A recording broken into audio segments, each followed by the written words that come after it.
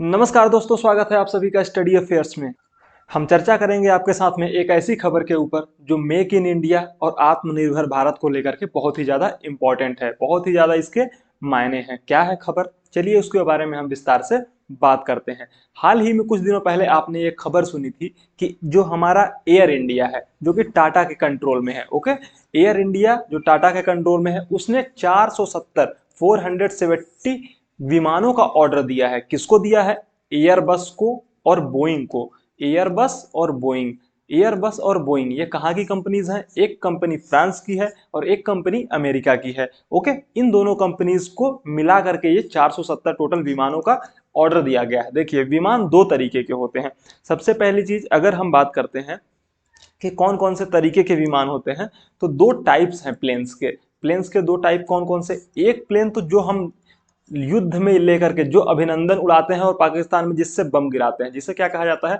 Fighter aircraft. Fighter aircraft, fighter aircraft वो जो लड़ाई के लिए काम में आते हैं, युद्ध में काम में आते हैं। जैसे कि हो गया सुखोई, हमारा सुखोई हो गया, जैसे कि राफेल हो गया, और जैसे कि हमारा तेजस हो गया। ये सभी विमान जो कि किस चीज में यूज किए जाते हैं? फाइटिंग के लिए, लड़ाई में, युद्ध में यूज किए जाते हैं, वो सभी फाइटर एयरक्राफ्ट्स कहलाते हैं। इतनी बात क्लियर हो गई। अब दूसरे तरीके पे जाते हैं। देखिए, दूसरा जो प्लेन है वो होता है सिविल प्लेन। सिविल प्लेन या फिर सिविल एयरक्राफ्ट। जो सिविल एयरक्राफ्ट होता है वो हमें और आपको, हमारे जैसे लोगों को एक जगह से दूसरे जगह पर ले जाने के लिए काम में लिया जाता है। यानी कि इसका यूज होता है लोगों को एक जगह से दूसरे जगह पर ढोने के लिए, ट्रांसपोर्टेशन के लिए, लोगों के ट्रांसपोर्टेशन के लिए, यानी कि यात्रा के लिए। इसका किसी भी तरीके से, जब तक कि बहुत ज्यादा इमरजेंसी ना हो, एयरक्राफ्ट के रूप में या फिर किसी भी फाइटर एयरक्राफ्ट के रूप में यूज नहीं किया जाता है। ओके, तो दो तरीके के प्लेन्स हो गए, एक फाइटर एयरक्राफ्ट, एक सिविल एयरक्राफ्ट। ये बात हमको क्लियर हो गई। तो जिस तरीके के विमानों का ऑर्डर दिया गया है एयर इंडिया के द्वारा, किसको? बोइंग को और एयरबस को, वो सिविल एयरक्राफ्ट हैं। सिविल एयरक्राफ्ट मतलब यात्री विमान, लोगों को एक जगह से दूसरे जगह पर ले जाने के लिए इनका यूज किया जाता है। अब आते हैं मुख्य खबर के ऊपर। जो मेन इंपॉर्टेंट न्यूज है वो ये है कि रसिया जो है ना वो इंडिया के साथ में मिल करके बनाना चाहता है। देखिए, फिलहाल अगर हम प्रेजेंट टाइम में बात करें तो अभी इंडिया में किसी भी तरीके की जो ये प्लेन्स हैं उनको बनाने की मैन्युफैक्चरिंग यूनिट नहीं है जो बड़े पैमाने पर 100 सीटर 200 सीटर विमान बना सके और उनकी डिलीवरीज कर सके। इस तरीके की कोई भी प्रोडक्शन यूनिट इंडिया के अंदर नहीं है। हालांकि ये हमारे लिए दुखद बात है कि हम 70 सालों में, आज़ादी के 70 सालों के बाद भी इस तरीके की कोई भी प्रोडक्शन यूनिट नहीं बना पाए। लेकिन सच यही है कि हमारे पास प्रेजेंट में इस तरीके का कुछ भी नहीं है जिससे कि हम खुद में अपने देश के अंदर ही इस तरीके के विमानों को डेवलप कर सकें।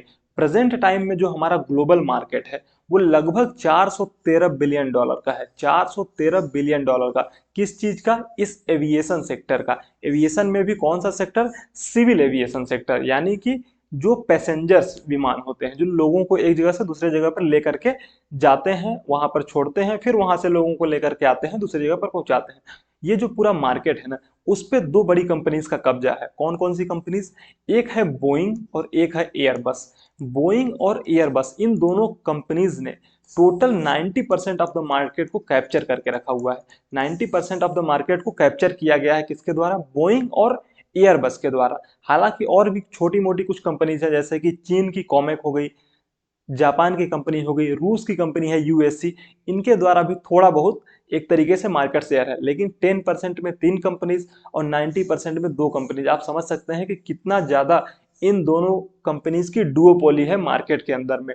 मतलब अगर किसी को भी प्लेन चाहिए, यात्री पैसेंजर प्लेन चाहिए, तो उनको या तो बोइंग से लेना होगा या फिर एयरबस से लेना होगा। और इसी वजह से अपनी डिमांड को ध्यान में रखते हुए एयर इंडिया ने 470 विमान बोइंग को और एयरबस को मिला के ऑर्डर किए। साथ ही साथ जो इंडिगो है, इंडिगो की लगभग 500 ऑर्डर्स वो पाइपलाइन में है। यानी कि या तो ऑर्डर दिए जा चुके हैं, उनकी डिलीवरी होनी बाकी है, या और भी ऑर्डर्स दिए जाने हैं। टोटल लगभग 500 प्लेन्स का ऑर्डर उनका पाइपलाइन में है। तो देखिए, जो सबसे ज्यादा इंपॉर्टेंट चीज है वो ये है कि क्या भारत इस क्षेत्र में आत्मनिर्भर नहीं बन सकता? क्या क्या ऐसा नहीं हो सकता कि जब इतनी ज्यादा डिमांड है इंडिया के अंदर में, लगभग 1000 प्लेन्स का ऑर्डर दिया गया है इन दोनों के द्वारा, किसके द्वारा? इंडिगो और एयर इंडिया के द्वारा। तो हम इन्हें अपने घर में ही क्यों नहीं बना सकते? क्या हमारे पास प्रॉब्लम क्या है कि हम इसको अपने यहाँ पर मेक इन इंडिया आत्मनिर्भर भारत के तहत क्यों नहीं बना सकते? तो सबसे बड़ी जो प्रॉब्लम है वो है टेक्नोलॉजी की। टेक्नोलॉजी नहीं है हमारे पास। दूसरी चीज, दो चीजें हैं, टेक्नोलॉजी न होने की वजह से हम ये प्लेन्स अपने यहाँ पर बना नहीं पा रहे हैं। ये सबसे बड़ी वजह है, सबसे बड़ी प्रॉब्लम रही है हमारे लिए। तो इस टेक्नोलॉजी को बोइंग और एयरबस हमें देने को तैयार नहीं है, इस वजह से हमें उनको ऑर्डर देना पड़ा। लेकिन फिलहाल जो रसिया है ना, रसिया हमेशा मुसीबत में इंडिया के साथ ही खड़ा रहा है। कभी कभी उसकी मजबूरी भी रही है और कभी कभी उसने हमारा साथ दिया है।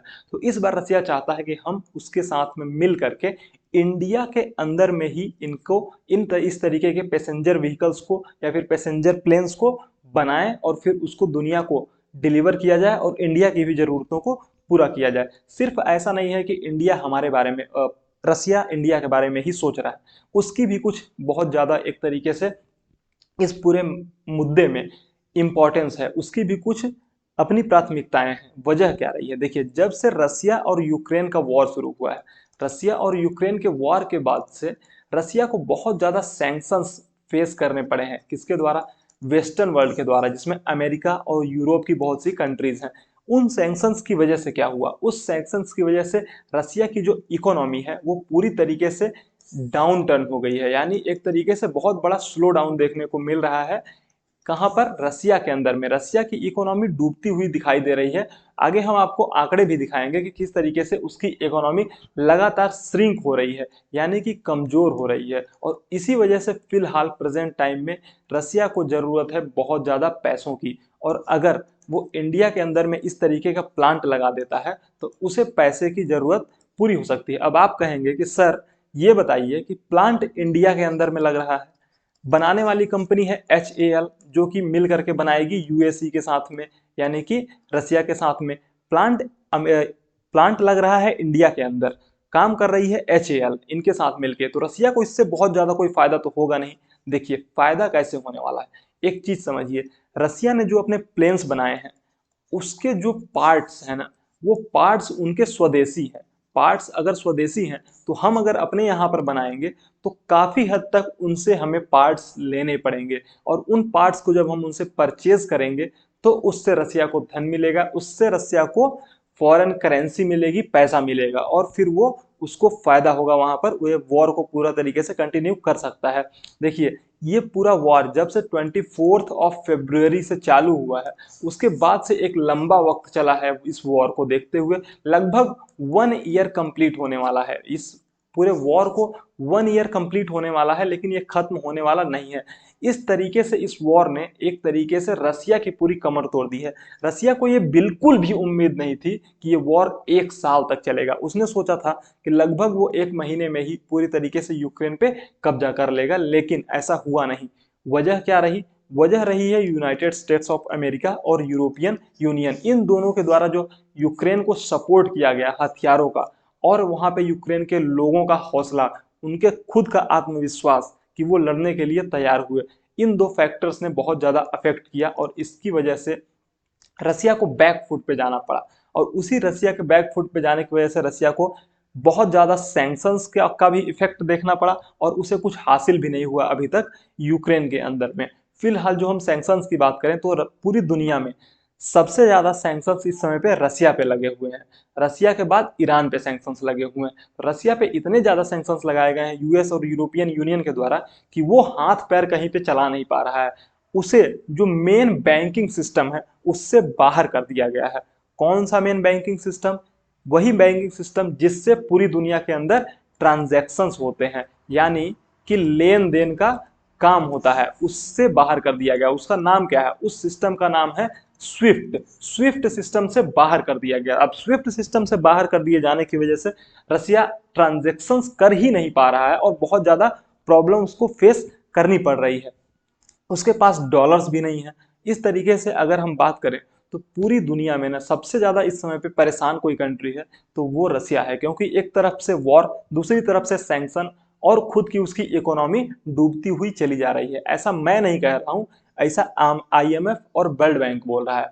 IMF और वर्ल्ड बैंक के आंकड़ों को अगर हम ध्यान से देखें तो आप अगर 2018 को देखिए, अगर 2018 को बेस ईयर मानते हैं तो यहाँ पर अगर आप आइए देखिए 2021-22 ये देखिए, उसके बाद जब से ये पूरा वॉर स्टार्ट हुआ है कंटिन्यूअसली उनकी जो इकोनॉमी है वो नीचे की तरफ गई है। और एक्सपेक्टेशंस क्या है 2023 के लिए, जो फोरकास्ट है वो वर्ल्ड बैंक, आईएमएफ सभी के द्वारा क्या बताया जा रहा है कि इनकी इकोनॉमी नीचे की ओर जाएगी। जो इनका इंपोर्ट और एक्सपोर्ट है वो भी कंटिन्यूअसली देखिए 2021 के बाद कंटिन्यूअसली इंपोर्ट भी और एक्सपोर्ट भी दोनों ही घटा है।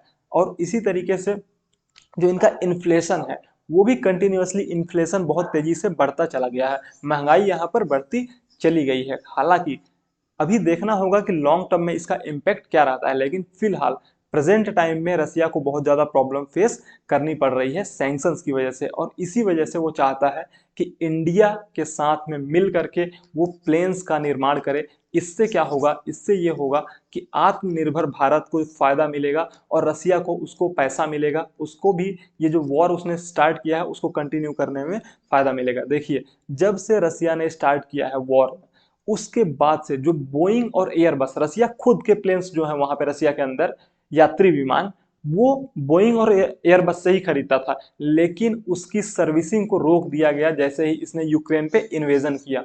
रसिया के द्वारा जैसे ही यूक्रेन पे इन्वेजन किया गया, बोइंग और एयरबस के द्वारा इनकी सर्विसिंग, इनके जो प्लेन्स थी उनकी सर्विसिंग रोक दी गई और इसकी वजह से बहुत ज़्यादा प्रॉब्लम फेस करनी पड़ी।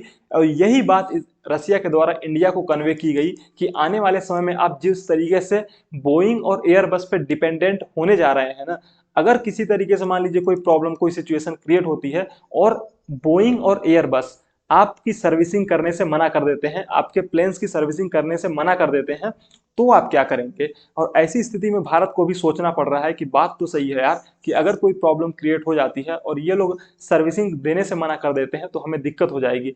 और इसी वजह से भारत भी अब सोच रहा है कि कहीं ना कहीं हमें रसिया के साथ में मिल करके आत्मनिर्भर भारत के तहत इन प्लेन्स का निर्माण करना चाहिए। जिन प्लेन्स का निर्माण करने की बात की जा रही है इनके द्वारा, उस प्लेन का नाम क्या है उसके बारे में भी हम थोड़ा सा बात कर लेते हैं। उस प्लेन का नाम है सुखोई सुपरजेट 100। देखिए सुखोई सुपरजेट 100 जो है वो लगभग 98 टू 100 सीटर विमान है। 98 टू 100 सीटर विमान, अब कहेंगे सर हमारे यहाँ तो बहुत बड़े बड़े विमान चलते हैं, इससे क्या होगा। देखिए भारत के अंदर में ना दो तरीके की डिमांड है। एक डिमांड वो है जो लॉन्ग डिस्टेंस ट्रेवल करने वाले विमान है उनकी, और एक डिमांड वो है जो शॉर्ट डिस्टेंस ट्रेवल करने वाले विमान है उनकी। शॉर्ट डिस्टेंस यानी टायर 1 और टायर 2 सिटीज जो हैं उनको जो कनेक्ट करते हैं उनकी, यानी कि एक ऐसे विमान जिसमें कम यात्री बैठते हों और एक तरीके के वैसे विमान जिसमें ज्यादा यात्री बैठते हों।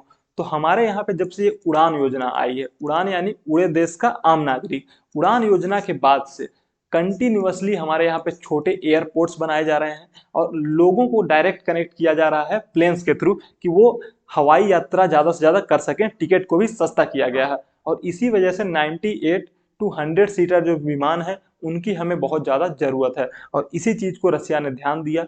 और जब ये पूरा कार्यक्रम चल रहा था टाटा का, इंडिगो का, एयरबस और बोइंग को ऑर्डर देने का, रसिया वॉच, वेट एंड वॉच की पोजीशन में था, उसने वेट एंड वॉच किया और उसके बाद ये ऑर्डर या फिर एक तरीके से ये प्रपोजल एचएएल के सामने रखा गया कि आप इंडियन गवर्नमेंट के साथ में मिल करके, रसियन की गवर्नमेंट के साथ में मिल करके हमारे जो सुखोई सुपरजेट 100 है उसको इंडिया के अंदर में बनाइए, हम मिल करके इंडिया में बनाएंगे, यहीं भी प्रोडक्शन करेंगे और पूरी दुनिया को भी एक्सपोर्ट करेंगे। तो ये पूरी खबर है जो हमारे लिए बहुत ज़्यादा इंपॉर्टेंट हो जाती है हमारे समझने के लिए कि आत्मनिर्भर भारत के तहत हम क्या कुछ आगे करने वाले हैं और क्या कुछ किया जा सकता है इसके तहत। जो रसिया है ना, रसिया बहुत लंबे समय से हमारे साथ में फाइटर एयरक्राफ्ट में काम करता रहा है। जो सुखोई एयरक्राफ्ट है, सुखोई फाइटर एयरक्राफ्ट, देखिए सुखोई फाइटर एयरक्राफ्ट अलग है और सुखोई सुपरजेट 100 वो अलग है। फाइटर एयरक्राफ्ट सुखोई 30 है जो है Su-30 MKI, सुखोई 30 क्या है वो फाइटर है और सुखोई सुपरजेट 100 क्या है वो यात्री विमान है। ठीक है, तो इसमें कंफ्यूज आपको बिल्कुल भी नहीं होना है। तो दोनों ही तरीके से काम मिल करके काम करने जा रहा है, यानी कि फाइटर प्लेन्स में भी और इसमें भी। हालांकि जो हमारे पास वेपन्स है उसमें बहुत बड़ा नंबर्स रशियन प्लेन्स का है या फिर रशियन एयरक्राफ्ट्स का है। हम बहुत ज़्यादा रसिया पे डिपेंडेंट रहे हैं अभी तक और इसी वजह से इंडिया जो है वो आत्मनिर्भर भारत को लॉन्च किया है कि हम खुद सेल्फ डिपेंडेंट बन जाएं। और अगर हमें टेक्नोलॉजी मिलती है, हम अपने यहाँ पे प्रोडक्शन शुरू कर देते हैं तो जरूर हम इस फील्ड में भी सेल्फ डिपेंडेंट, सेल्फ रिलायंट और आत्मनिर्भर बन पाएंगे। तो ये थी पूरी खबर जो हम आपके लिए लेकर के आए थे। अगर आपको ये वीडियो पसंद आया है तो आप इस चैनल को सब्सक्राइब कीजिए, वीडियो को लाइक कीजिए। Thank you so much.